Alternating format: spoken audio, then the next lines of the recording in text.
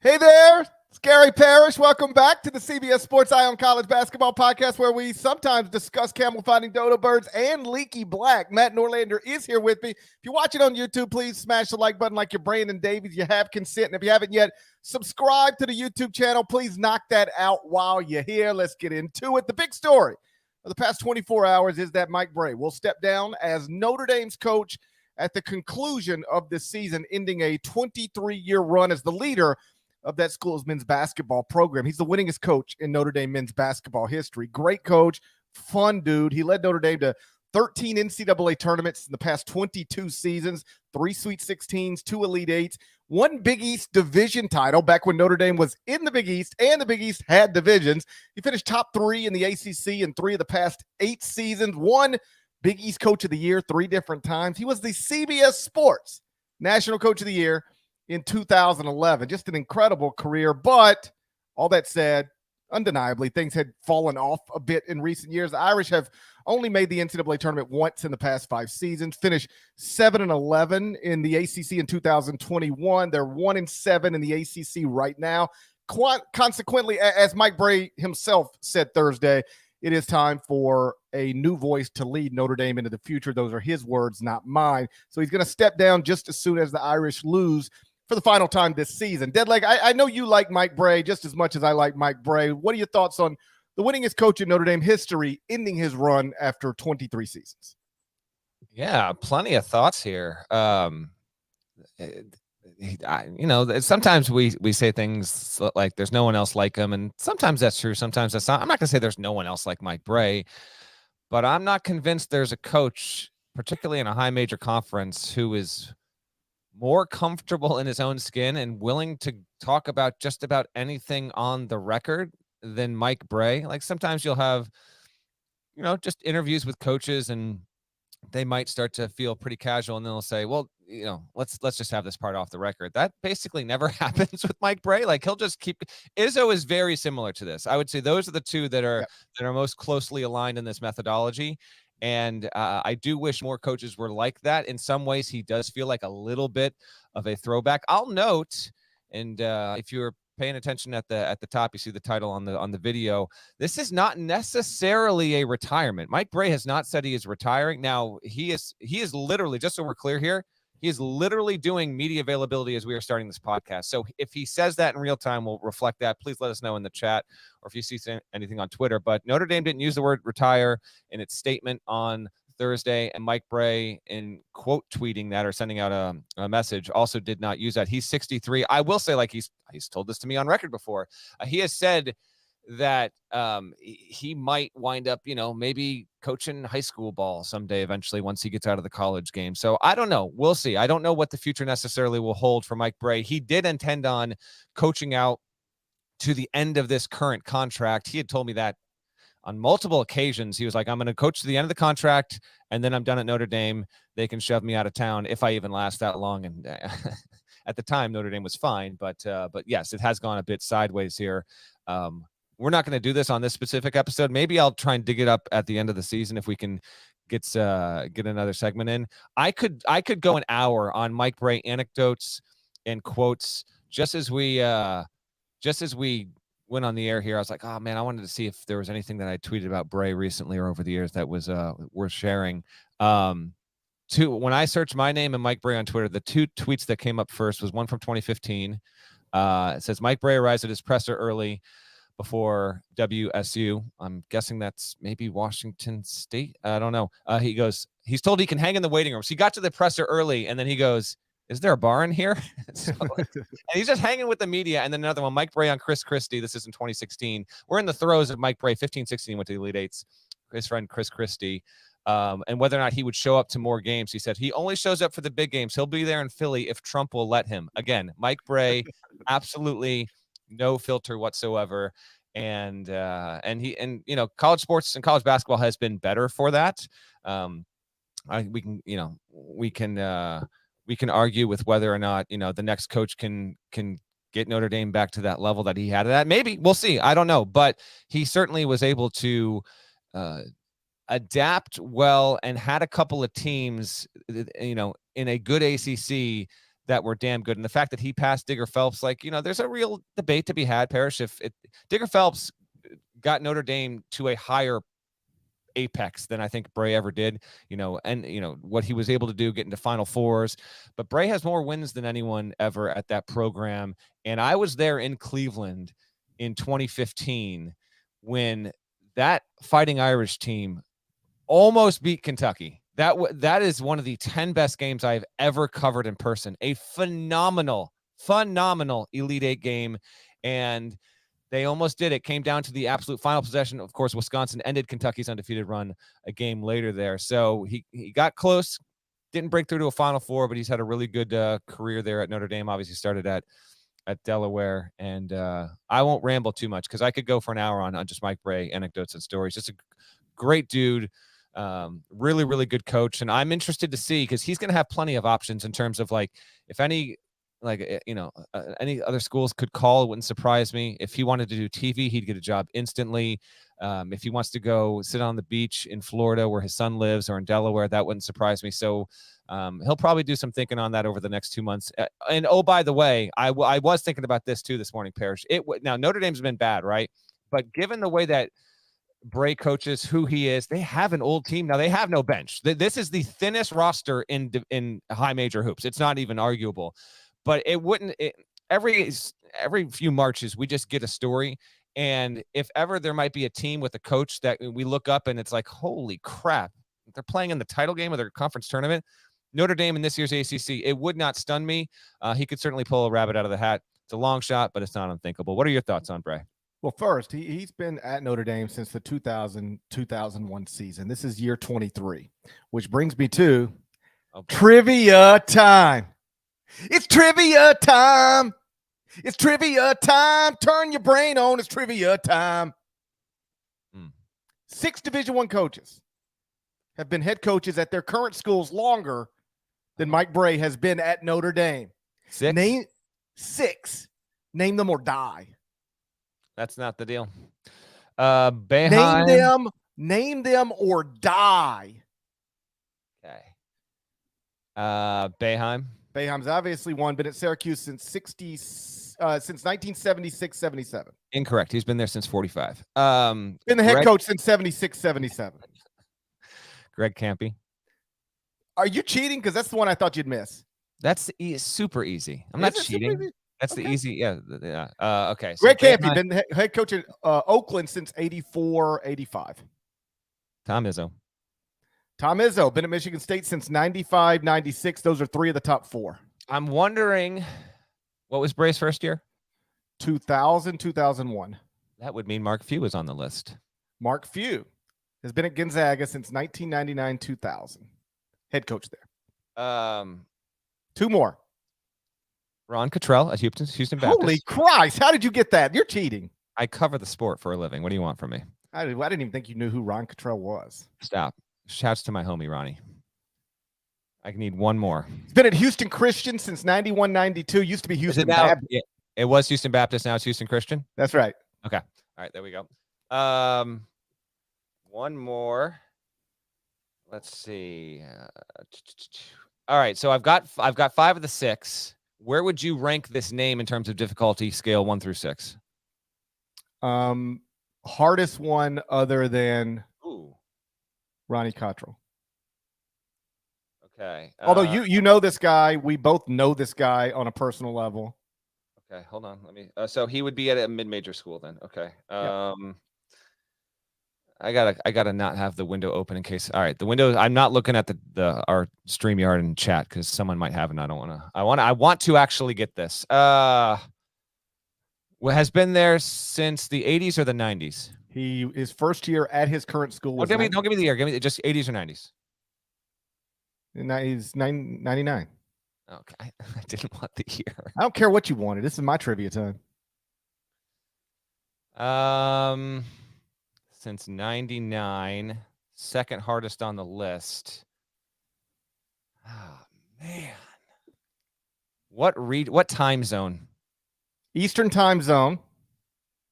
Brother is also a coach. How about oh, yeah, dude, is he in my state? I don't think so. Do you know where I live? Trivia time. Yeah, I know where you live. I was going to say Mr. Jones at Yale. Yale coach James Jones has been at his school since 1999-2000 season. Did not know Yale was in Connecticut. Good times. I knew it was up there somewhere. I knew Yale it was up there. 40 minutes from me, GP. I knew it was up there somewhere. That being said, I should have gotten it sooner, but yeah, he's been there a while. But okay, there we go. 6 for 6. Give it to me. I'm living. I'm alive. You get to live. I get to live. You know, that's good too. I'm glad you get to live. Good trivia time. In the past 2 years, Roy Williams, Mike Krzyzewski, Jay Wright, Bob McKillop, and now Mike Brey going to exit the sport. It does seem like we are losing. I mean, it doesn't seem like we are losing some of the great college basketball coaches. And it does make you wonder, like this popped into my head last night as I was flying while this went down. You know, how much longer is Jay Boeheim in the sport? How much longer is Leonard Hamilton in the sport? Both those men are at, ages past the age where people typically retire, and their programs are not doing so well these days. And then you got Jim Larinaga, who is also at an advanced age, but his program's doing well. Still, it's reasonable to wonder, like, how much longer. Those are three more ACC coaches that you could see walking away at some point soon. That's fair. I want to pass this quote along. Brian Hamilton passed along. Brey said, apparently, so I've got to step down to finally get the football press conference room. Again, the man is an endless line of quotes there. I did think about that as well. We're losing a lot of, it just seems like the window in which we are losing coaches that have been there for a while, or at least have a certain level of prominence, is accelerating. And to no surprise, just hearing from a few coaches on Thursday night, and this isn't necessarily the reason that Brey is doing it. In fact, I don't really think it necessarily is.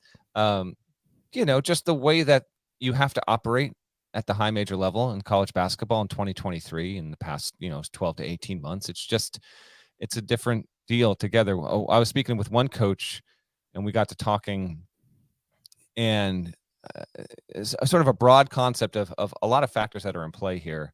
Is a lot of guys who are, say, 50 and older that are coaching right now, right? When they played college basketball, because most of them did, few is an exception to that, but when they played college basketball, and then when they got into coaching at 22 or 24 or 27, and they were making in the first year, 4 years, 6 years of their coaching careers, when they might not have even been an assistant, and they're doing it practically for free, or for $5,000 or for $12,000, and it's just for very, very little money. And the reasons they were motivated to actually get into the profession, the people that influence them, those people have been around the game for decades and decades. And some of them are more nimble to adjust than others. And I actually think Mike Brey is pretty damn nimble to adjust. But the point this coach was making with me was that when you think about the guys that have spent easily north of 2 decades, if not 3 and 4 decades around the game, and the swiftness and aggressiveness of the nature of change with transfers and NIL and all of this in the past 2 years, basically. And then you look at not every player, maybe not even the majority, but certainly a healthy number of them, the 18, 19, 20-year-olds right now, and why, their reasons, their motivations for wanting to play basketball, for being a part of the team, just the nature of like what a locker room is in 2023 versus what, 17 to 20 guys in a locker room in 1992 felt like it doesn't matter to me. Adapt or change, adapt or dies. But the coach was making the point, like, this is why you are just getting, there's a big philosophical clash happening. And some guys, they just look around and they're like, this isn't what it was when I was 34 years old. And that's fine. It's just not what it was. And so, whereas I thought maybe I would go until I was 70, you know what? I'm not going to do that. If I've got enough money and I'm comfortable, like I'm just not going to endure this for an additional 5, 7, 10 years. So I think that's at the backdrop of some of these retirements and guys maybe stepping away 2, 4, 6 years ahead of schedule. And it would not surprise me at all if we got 2 months from now, Parrish, and there was just throw another couple of names on that pile that wind up stepping away. I don't think there's any doubt that the seismic changes in the sport, to college athletics in general, is going to lead to people, or at least going to be a contributing factor to people saying, you know what, I don't want to do this anymore. I've got enough money. I mean, I don't want to speak for Jay, but that played a role in Jay Wright's decision. A role. I'll let him say how much, but the changes in college athletics was like, this is not, again, I'm not speaking for Jay. I'll just speak for myself. I've talked to other coaches, plenty of coaches, who have said this, it's not fun anymore. Like having, I still like practices. I still like the workouts. I still like the relationships. I still like competing, but all the other stuff you have to do, transfer portal, re-recruiting your team every year, deal with name, image, and likeness, constantly trying to raise money, to a degree we didn't used to have to do. Like it's a not fun way to make a lot of money. And that's what I hear from one coach after another now. Like, the parts of it that I love, I still love, but there's so many other parts to this job now that it's exhausting, and it's not enjoyable. And so I don't know who's next, but I was literally talking to, I'll just say another high major coach Wednesday, the day before Mike Brey made this announcement. And he was sort of lamenting all of this stuff and just saying, I'm not going to do this much longer. Like I'm on the verge of, like, I'm making enough money where I can safely retire and enjoy the rest of my life rather than live on Zoom calls with potential transfers and the nonstop non-basketball stuff that goes hand in hand now with being a college basketball coach. I don't know that played a role with Mike, although Mike did have a viral quote either this past off season, maybe the one before. You could find it on Twitter, I'm certain, but he was like, I keep telling my colleagues, like, stop complaining. Nobody wants to hear it. We're all making a lot of money to do what we're doing. It could be worse. I know it might not be what it used to be, but it could be worse. And so he had a pretty fresh perspective on the ever-changing industry in which he's in, but it doesn't mean that it's not exhausting, that it doesn't wear on you. And I believe Cal Boone tweeted Mike's most recent post-game press conference last night, where you could just see he was frustrated and seemed a little worn down. I'm not going to say I'm not surprised that he's, leaving after this season, but when you provide all of the context, it does make some sense. Yeah, it does. And that thing you referenced, I don't have it in front of me right now either, but basically it was at the ACC meetings, and there had just been a few different stories out there with coaches lamenting transfers and name, image, and likeness. Just again, coaches, some of them are just very, very stuck in their ways and slow to change. Some aren't. I'm not going to paint every coach like that. And Brey basically said, all you guys need to shut the hell up, because we get paid millions of dollars to do this, and people would kill to have our jobs, and no one wants to hear you bitch about it. So right. That's basic. And Mike Brey carries an air, a confidence, and a respect about him that he can say that in a room full of ACC head coaches, and everyone, maybe not everyone will love the quote, but they will certainly understand why he's saying it and why he has a point. Right. Like to that point real quick, like Mike could say that publicly about his colleagues, and he's the type of guy that they won't talk behind his back. Like, they're not going to call me or call you and be like, what's Mike Brey talking about? Like, there's some other coaches that when they start talking loud like that, yes, my phone will ring, your phone will ring, and it'll be like, what's this guy talking about? He's a hypocrite, blah, blah, blah, blah, blah. And I didn't get one text or phone call or nothing about Mike's quote. And that's because he is so, I think, well liked and, authentic in his day-to-day, that, like you said, maybe not everybody agrees with him, but they recognize he's probably making a decent point, and it comes from a good place. And I also love that one of, not the enduring image, but one of the enduring images of Mike Brey is, of course, 2017 Maui championship. And he's just shirtless in the locker room in that tiny little gym out in the middle of the Pacific Ocean, I think with a lei around his neck, pumping up his biceps, just classic stuff. And I mentioned this on HQ when I did the Hit Thursday night. One thing that I don't think Mike Brey gets enough credit for, at least and amongst college basketball fans, coaches probably do. Mike Brey was never a one system, one style coach. He actually was willing to adjust multiple times over the course of his career and multiple times within the context of a season. I did a story on him less than a year ago. Notre Dame right now is 9-10. Last season, it went 24-11. Of course, it made the NCAA tournament. Brey had that moment on camera with Rothstein where he was talking about he wanted the Irish whiskey or something. I don't know. He had a really good moment after they won and beat Rutgers in that double OT awesome first four game. But earlier in the season, I did a story basically on Brey and him revealing to me that the way that he was running his practices, he was like, you know what? My guys don't need to hear my voice right now. I'm going to let them. He let his players basically dictate how they were going to run their practices. One, because they were old, they were mature for the most part. They had Blake Wesley, a future NBA pick, a one and doneer on the roster there. But there's just not a lot. There's not a lot of coaches that are doing that, man. That's not happening. And some might say, yeah, because that's outrageous. Why would you let 20 and 21-year-olds run a practice there? Well, Brey did, and it wound up working, man. Like, they went to the tournament. They won a couple of games there. It hasn't gone the way that he thought it would go this year. I'm surprised, too. I had Notre Dame 25th in the country heading into the season. It is on the short list of the most disappointing teams in the country.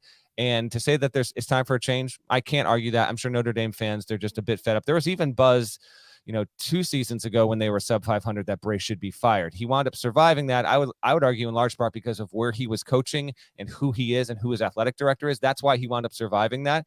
But here, they came to an agreement, and he's going to ride out the rest of the season. ACC is down. We'll see if they can turn it around. Maybe this is one of those things where that's out there. Everyone knows the deal now. Maybe they play a little bit looser. They got nothing to lose. They're playing at home against a bad Boston College team this Saturday, and then 3 of the next 4 at home. So again, maybe this can get turned around. But yeah, the game will be losing if he is indeed done coaching at the D1 level, and he has not said that. But if that is the case, yeah, we're losing.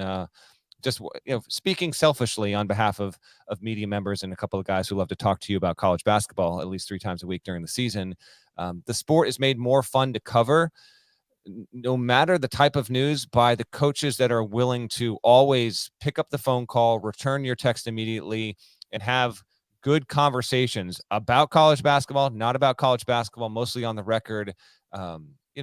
We're in this because we love the sport, and Mike Brey just makes it easier and more enjoyable to cover such a great sport. Before we move on, who's the next head coach at Notre Dame? Kyle Boone took care of our candidates list. Okay, so to answer your direct question, I don't know. And number 2, I don't think Jack Swarbrick will know even by a month from now, because we are in the middle of a season, and we're in the middle of a season. That's right. The way these things go, there might be a guy who could be a candidate right now, but if his team goes into the gutter, then that might not be the case, because those things, right or wrong, can influence a decision. But in talking to some folks over the past, 16, 20 hours here, the candidates based in logic that I would target are Chris Holtmann, who I don't know if he'll leave. I don't know if he would leave Ohio State or not, but he has won in that state before, has done well in the Midwest, and obviously has the track record.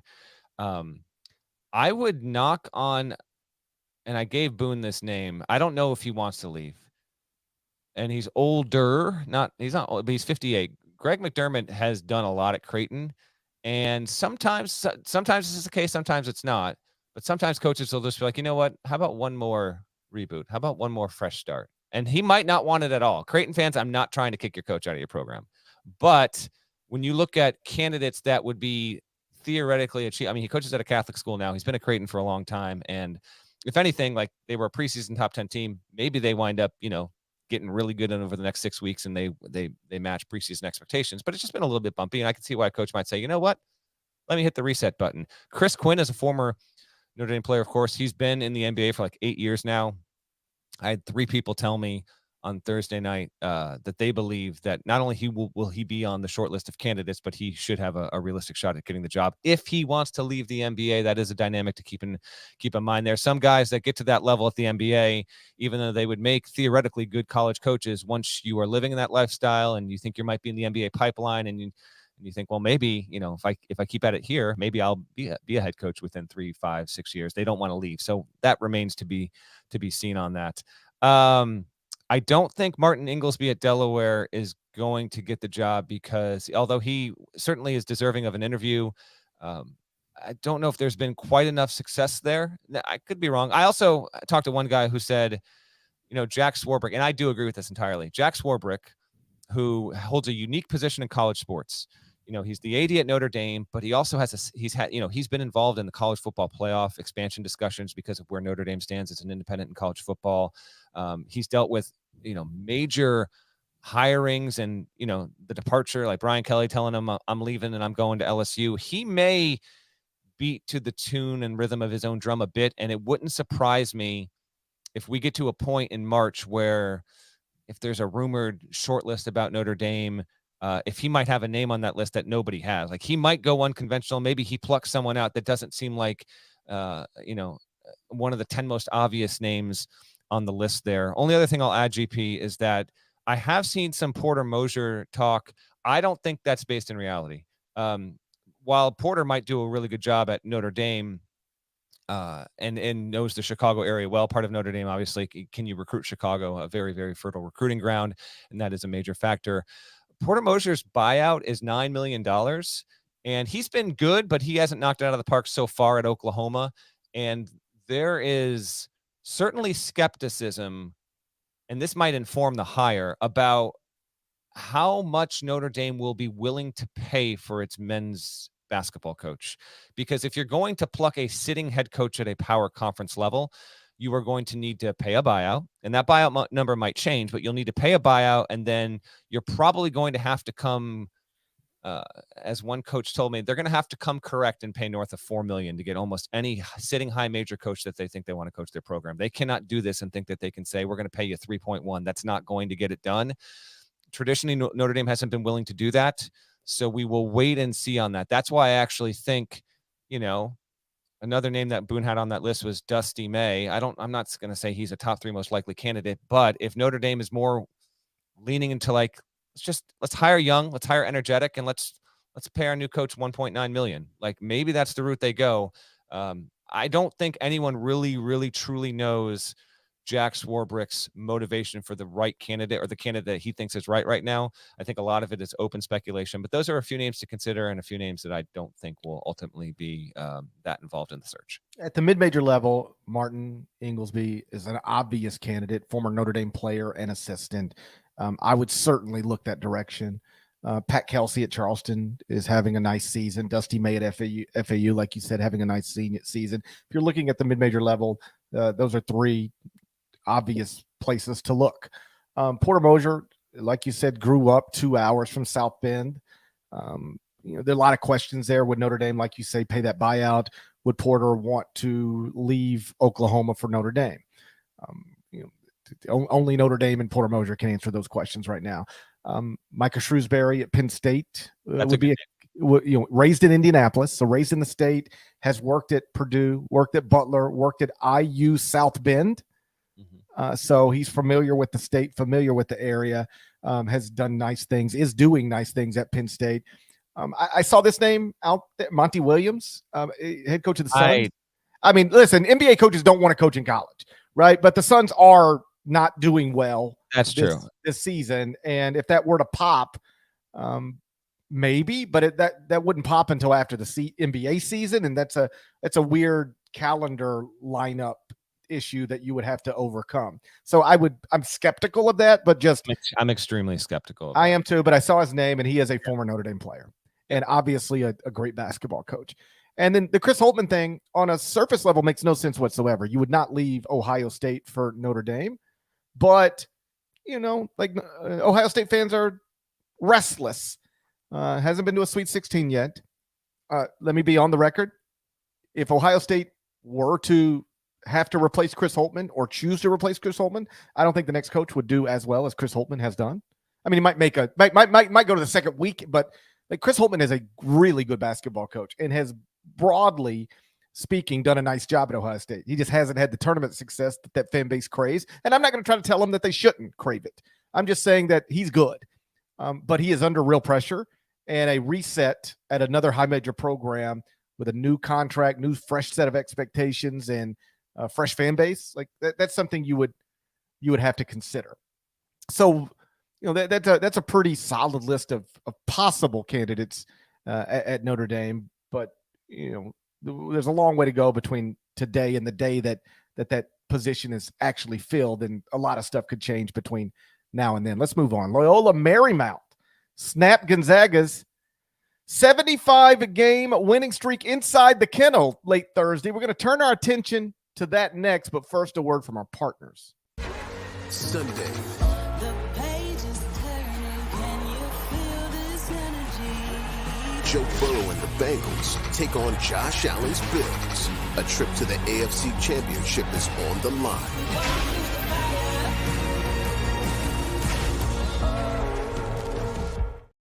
So Loyola Marymount snapped Gonzaga's 75-game winning streak inside the kennel late Thursday. Final score, LMU 68, Zags 67. Deadleg, you wrote about it. Talk about it. What'd you make of the Zags taking what I believe was, correct me if I'm wrong, what I believe was their first quadrant 3 loss ever? Oh, good nugget.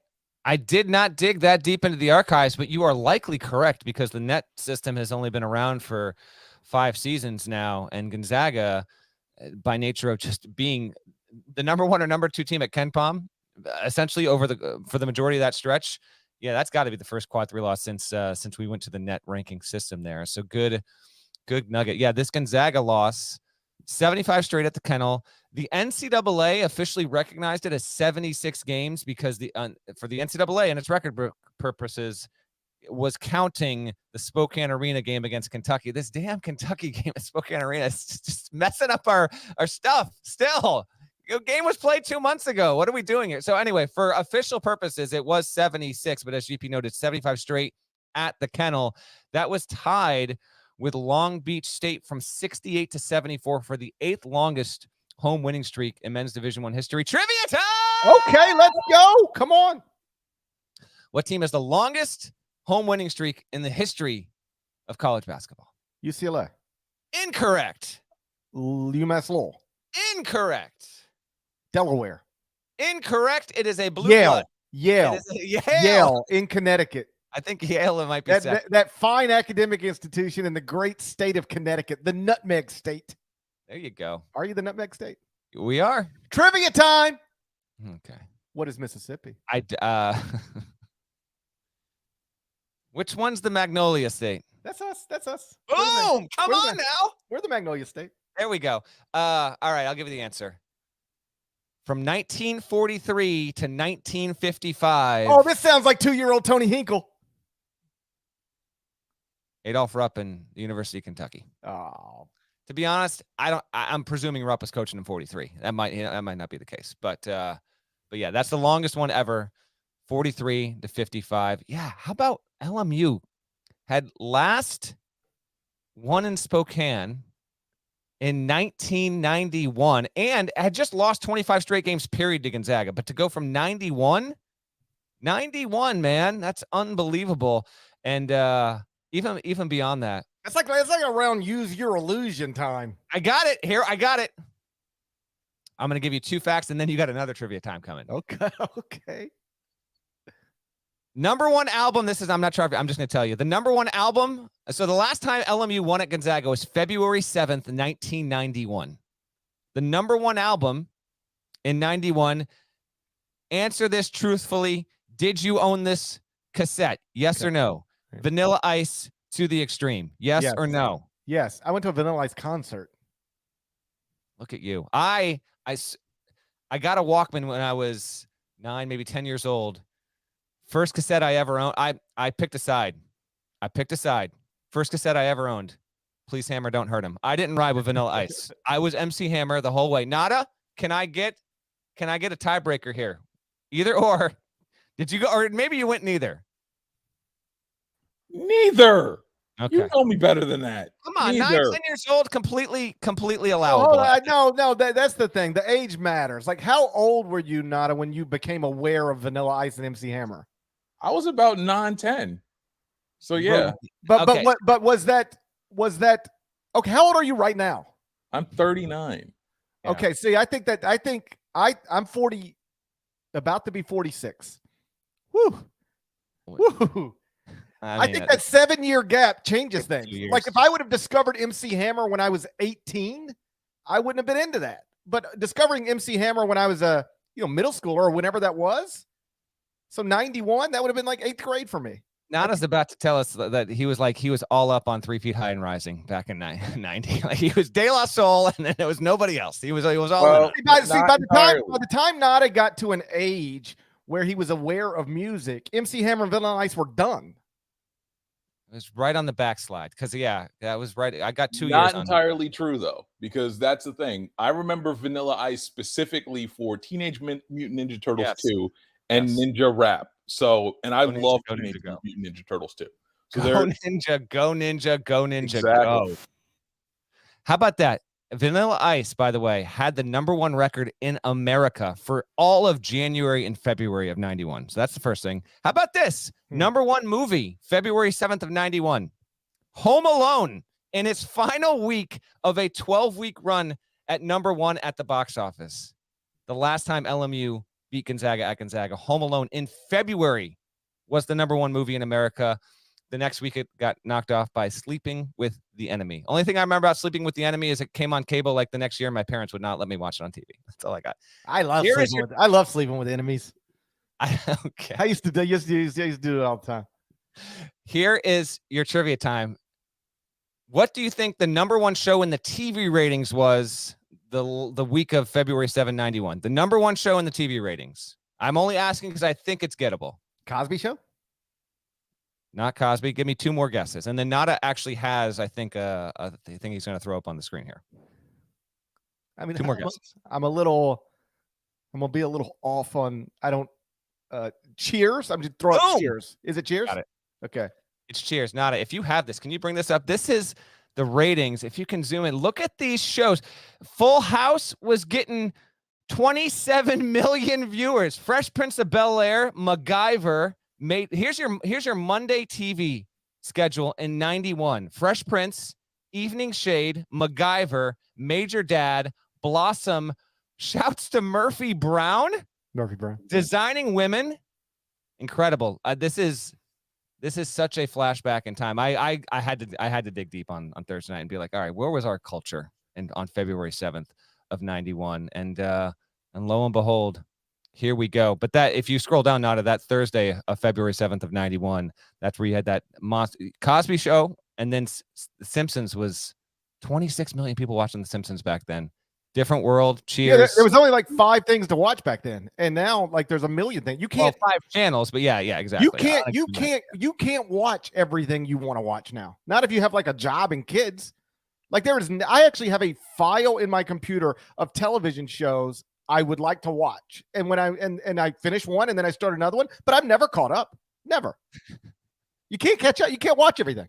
It's true. By the way, I want to give a quick shout to Wings, maybe the most underrated TV sitcom of the early 90s. That's all I'll say. All right, that's what I got. As for the game, Gonzaga was 4-14 from 3-point range. And you know what? In all seriousness, the Bulldogs were flirting with this. Okay. They had to rally against San Francisco, against Santa Clara, against BYU, won those 3 games by a combined 8 points. So there were some shaky signs showing. And now St. Mary's, here's the deal, man. St. Mary's is better than Gonzaga. St. Mary's has won 7 of its past 8 games by double digits. It's 4th in defensive efficiency. The Gales are only allowing 57.1 points per game. Right now, St. Mary's leads the WCC. It hasn't lost yet. It narrowly edged Pepperdine 73-44 on Thursday night. The last time Gonzaga was not tied or atop the WCC standings was 2018. In fact, almost really 5 years ago to the day there. St. Mary's is 5th at Torvik, 7th in the net, 7th in Sagarin, 8th at KenPom, and yet unranked in the AP poll. GP, do you have St. Mary's in your top 25 and 1? I do. I've had them in for several days now. I've got St. Mary's now at number 23, and for people curious, I did drop Gonzaga from number 4 down to number 14. Okay, so do you have Gonzaga still ahead of St. Mary's? I do. I'm not convinced St. Mary's is better than Gonzaga. I know the numbers you're referencing. Yeah, they're suggest just. that- I understand the numbers. I'm just not convinced of it. But we'll see. It's a reason. It's not a conversation we've had in several years, but it's a reasonable conversation to have now. And it's 100% on the table. If you're curious, these teams will play each other Saturday, February 4th. So they each got to play 3 more games before they get there. The last time Gonzaga didn't win the WCC, which I do think is on the table now, that was 2012. St. Mary's finished ahead of them. Gonzaga finished 26-7 and was a 7 seed that season. Let's have some fun speculation. Gonzaga has been a 1 seed level team for the past 4 years.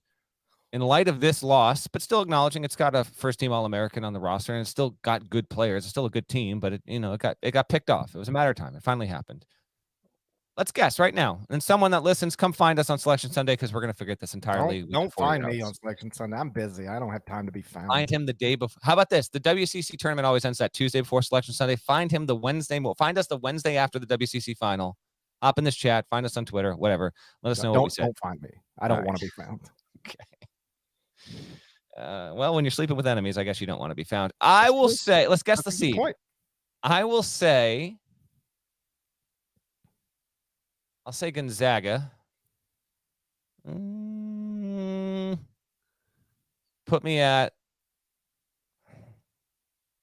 a 4 seed for the. That's what I was going to say 4 seed. That's what I think. The last 3 seed of the first 4 seed is where I'm at, but put me at a 4 seed for the Bulldogs. Yeah, I'm at 4 seed, and it's wild when I had a hell of a travel day yesterday. So I was flying while the Mike Brey stuff went down, and then had to make a connection in Atlanta. Landed and was driving home from the airport when the Gonzaga thing was going final, and just seeing that people couldn't get enough of it. There's a whole anti-Gonzaga thing out there where people are just loved the idea that the Zags would lose to Loyola Marymount, lose to a non-NCAA tournament team, lose to an unranked team, all of that stuff. But, and Seth Davis made this point late Thursday on Inside College Basketball. You zoom out, and the crazy thing isn't that the Zags lost to Loyola Marymount. The crazy thing is that it had been a billion years since they had lost a game like this. 93 straight wins against unranked opponents, 75 straight wins inside the kennel, 36 straight wins in the month of January. Very good college basketball teams lose games like this all the time, and Gonzaga hasn't done it in forever. How about this? Per Gonzaga's notes, this is even more outrageous. Gonzaga had won 116 straight games against WCC teams not named St. Mary's and BYU. 1-1-6 in a row if you weren't St. Mary's or BYU, to your point. Yeah. So, I was on a radio show this morning, and, the question comes from a good place. I understand it, but it's and I'm paraphrasing here, but it's what's wrong with the Gonzaga? I don't know. They're just they're good instead of great. They get held to such a wild standard that when they're still top 15 at KenPom still right now after last night still. And it's ooh, Gonzaga sucks. No, they're just not as great. And we've been saying this for a little while. And, I know there's somebody out there probably going, well, hey, if you've been thinking they're not great for a little while, why'd you have them 4th in the top 25 and 1 yesterday, idiot? I hear you. Truth is, as I've explained many times, I don't punish people for winning. I'm not going to drop you because you barely won. I'm not going to drop you or punish you because you played poorly against a poor team. If you win, you win. I don't punish people for winning. And Gonzaga had been winning for more than a month. And so I had just kept them in the top 5, which is where I've had them for more than a month. But when they finally do slip up and lose, then you reevaluate everything, look at the resume. And now, 14 is much more appropriate than 4. But don't ever lose sight of this. Still a top 15 team in the country. Even this crappy Gonzaga team is still a top 15 team in the country. And that's not just based on the rankings. I think this is still one of the 15 best teams in the country. It's just that for years now, they've been one of the 5 best teams in the country. And so this feels down. And it is down, relatively speaking, but they're still good. I want a couple more weeks to work on this, but I'm fleshing out a theory that Gonzaga is arguably as interesting to watch now because it's not top 5 in the metrics than it has been in recent seasons, because there's a little bit more variability to this team. We'll see how they show up against St. Mary's. But yeah, a noisy one out in Spokane. You want to pick some games? I do. Final Four in one time. Not a update us on these records. How far ahead of am I now? What's my lead looking like? Well, your lead against yourself, you're probably about 5-6 games better than you've ever been. Your lead against Norlander, you don't have one. He has a 1-game lead on you. I don't know. That sounds like I'm going to need a recount on that. I'm going to demand a recount. Let's go. Isn't that what that woman did down in Arizona? She's demanding recounts and stuff. All right, let's go. Hey, guess who I saw at the Atlanta airport yesterday? This is Bryce, and I don't care. I do care. I thought maybe you saw Bryce. No, I didn't see Bryce. I'm just standing there in the Atlanta airport, getting ready to go in the Sky Club. Look up. Guess who's standing walking right past me? Give me a hint that's not going to give it away, but give me a chance. He's a questionable congressman. Ted Cruz. No. But good guess. I don't know. Fire away. Matt Gaetz. Okay. I'm sure you two hit it off. No, we're not talking. I'm not hanging around with that guy. I'm sure he was on the lookout for something I'm not interested in. Game 1, Saturday, noon Eastern. Number 17, Miami at Duke inside Brady Manick Indoor Stadium. He got 20-11 in Coach K's final home game. He owns that place from now. You can watch it on ESPN. KenPom has it Duke -4. Jeremy Roach, still not available. He's got that toe injury. Tyrese Proctor has actually played well running this offense there, but I kind of feel like this is a whole new sort of challenge against those Miami guards. What's intriguing about Miami, which is in my power rankings again, I mean, the Canes are doing just enough. I think they're a good team, but they are in the 40s across the board in every mainstream predictive metric. Miami is in the 40s. Duke, meantime, getting more of the benefit of the doubt, hovering in the 20s there. This is going to be the 500th consecutive sellout at this historic venue. Brady Manick. What did you call it? Brady Manick Indoor Stadium. There you go. BMIS. Yes. Apparently, this is an all-time record. Duke has sold out every home game dating back to 1991. 453 and 8 and 46. 453 and 46 over the course of that. Keep an eye on how Duke dominates on the boards here. If it does, it's really become, in addition to Filipowski, like they pay their rent by just crashing the glass. They're one of the best offensive rebounding teams in the country there.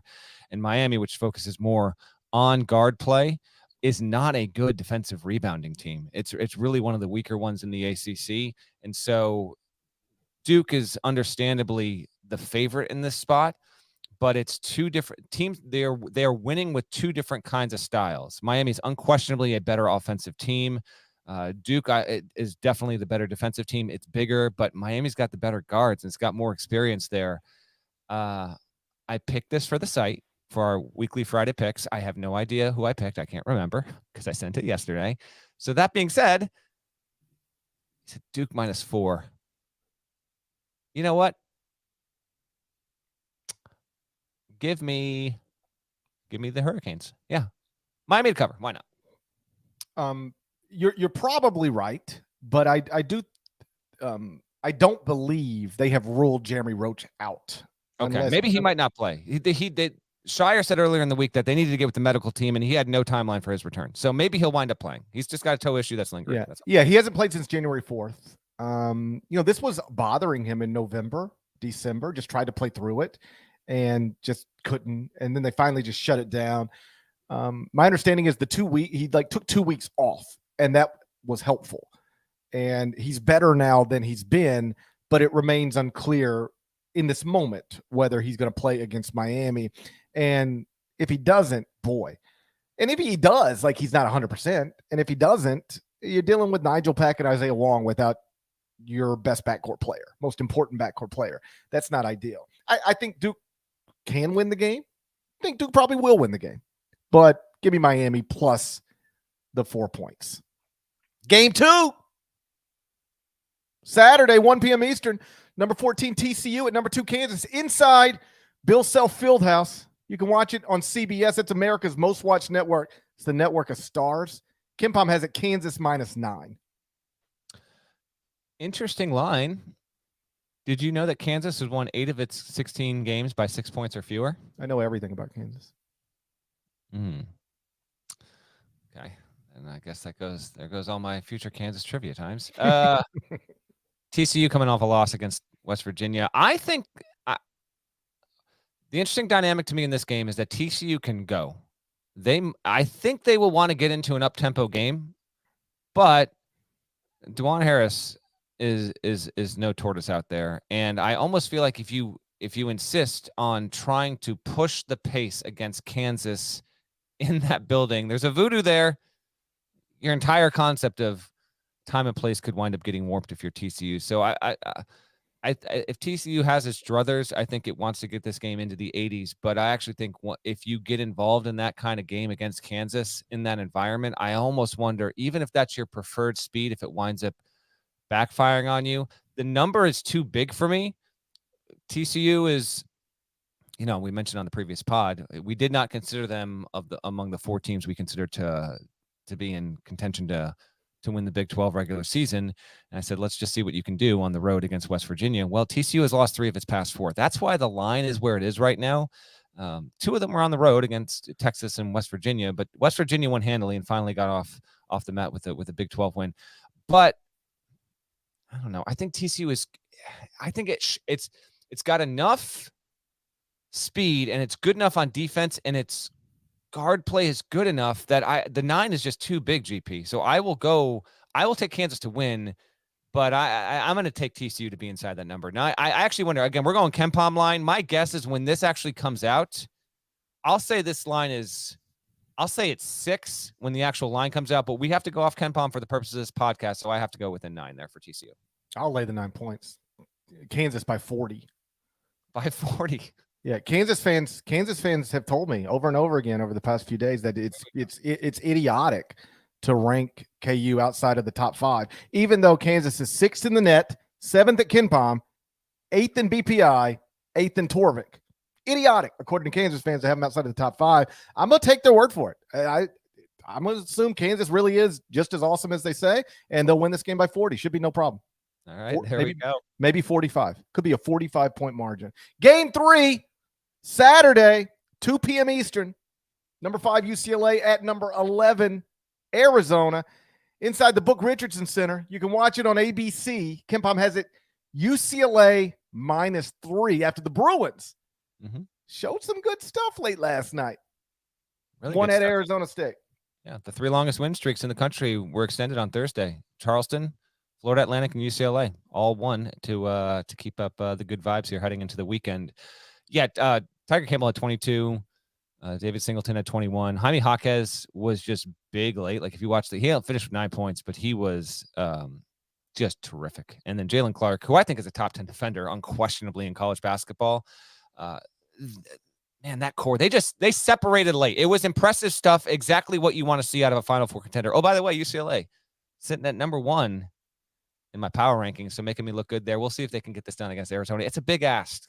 Bobby Hurley and then Tommy Lloyd 2 times in 3 days. That's a lot here. Arizona, it got a well-rounded win that Parrish didn't see because it was on Pac-12 network, but it doesn't exist. Nobody saw that unless you have a refrigerator you're fortunate enough to have a refrigerator that carries the Pac-12 network.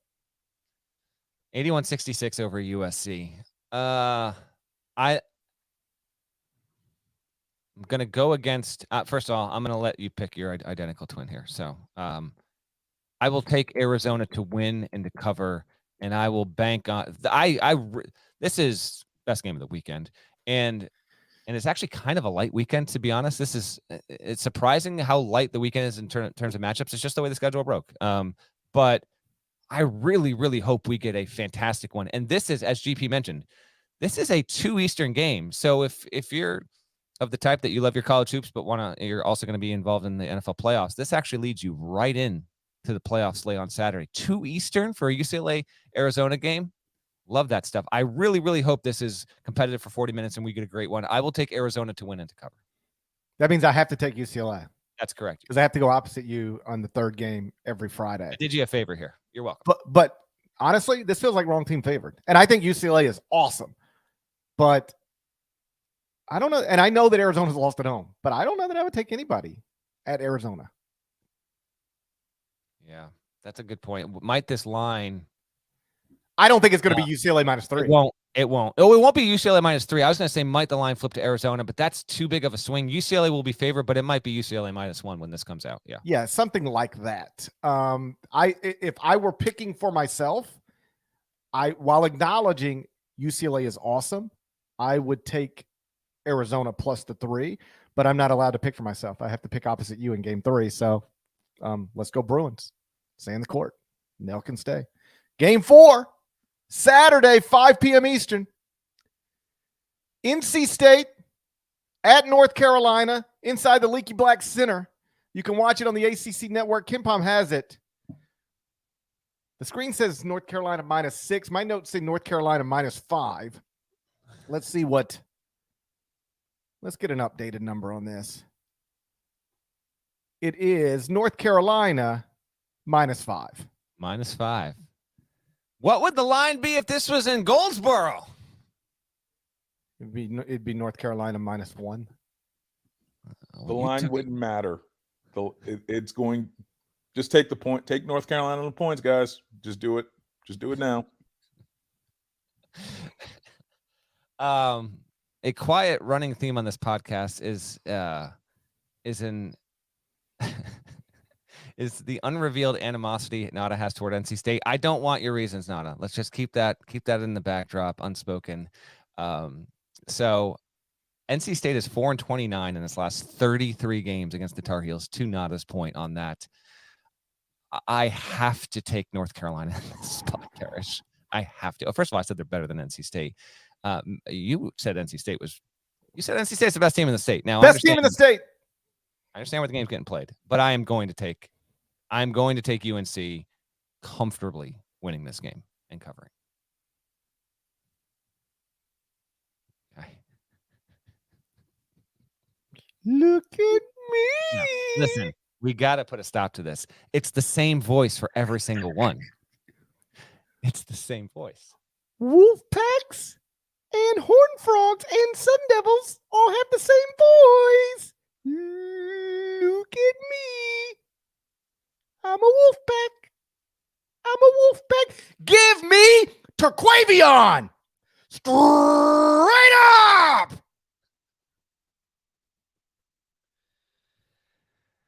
If NC State wins, that clip will live in eternity on social media, and you will have so very much earned it and deserved it. So you called your shot. You called your shot, man. They're gonna lose by 15. Every time I get on board with a team, Xavier, they found us.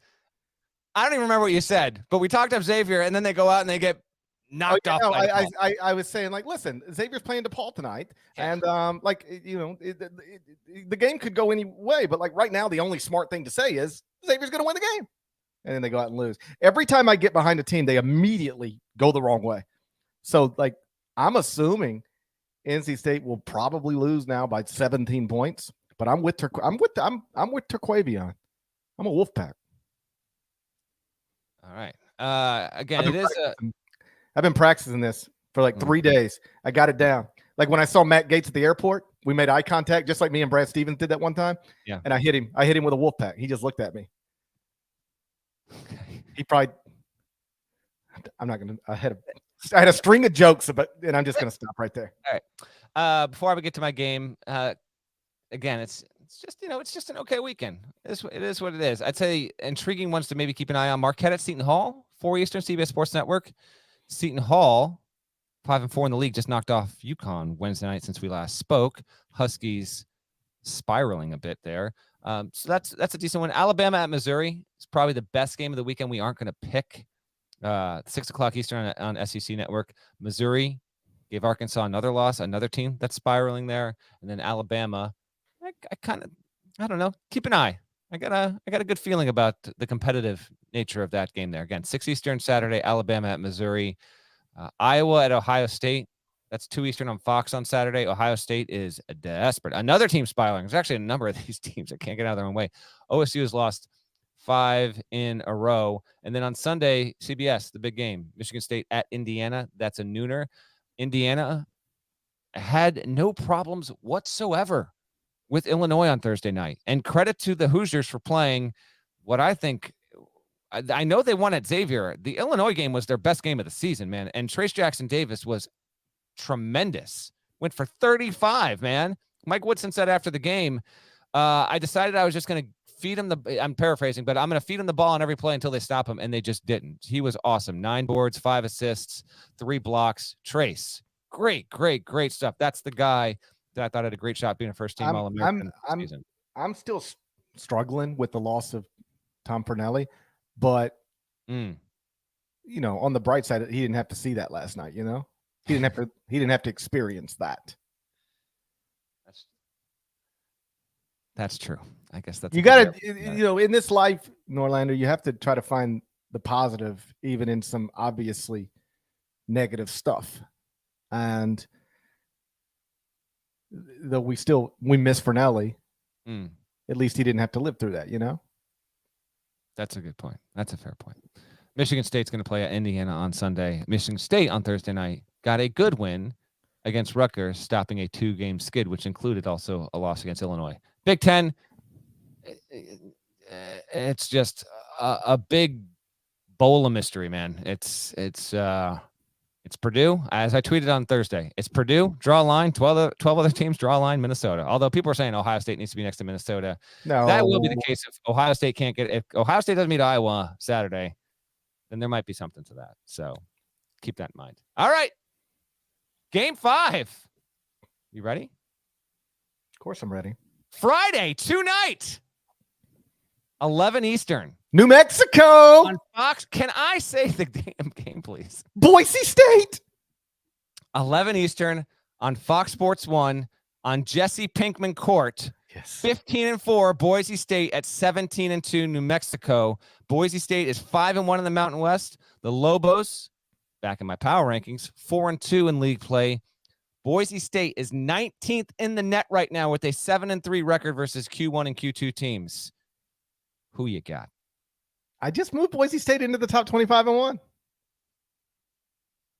It's a good game. A great game. Like I was going through schedules last night and I was like, oh wow, this is gonna be fun Friday night. Yep. Stay up late. Watch it. That's a good Mountain West game. It's a good game, period. Boise State's interesting. 7-3 in the first 2 quadrants. Yeah, I just said that. Now, they do have a quadrant 4 loss that was literally the first game of the season to South Dakota State, but it's still a good resume. I got Boise State in the top 25-1, so I'm taking the Broncos. I'm rooting for the top 25-1. Just New like Mexico always. is favored -1 according to. Actually, you know what? We can get the real line. We can get the. I'm not even going. That's why I didn't put the line in here because I was like, this is you can get this in real time. Let me bring up this real time line right now for you right here, right now. It is New Mexico -3 is the line, according to Caesars. Give me the points. Lobos. I will ride with you on this. I actually won't get to see this game. Your boy is going to see Humphreys McGee at the Capitol Theater. Hell yeah. Very excited for that. 25th year. You haven't heard of a Humphreys McGee song in your entire life, have you, Parrish? You don't even know who Humphreys McGee is. You have not heard an Humphreys McGee song. I know Humphreys McGee. I've got friends who are all into that scene, you know? Tremendous band. One of the most talented bands out there. So I'm very excited. I get to go see him at the Capitol Theater. I'm actually going to go. I'm just going to show up, Where's the Capitol Theater? Is that near Yale? No, it's actually over state lines. It's in New York. It's in Portchester, New York. But shouts to the band. They're kind enough to afford me a ticket tonight. So I'm just gonna go solo. Last time you went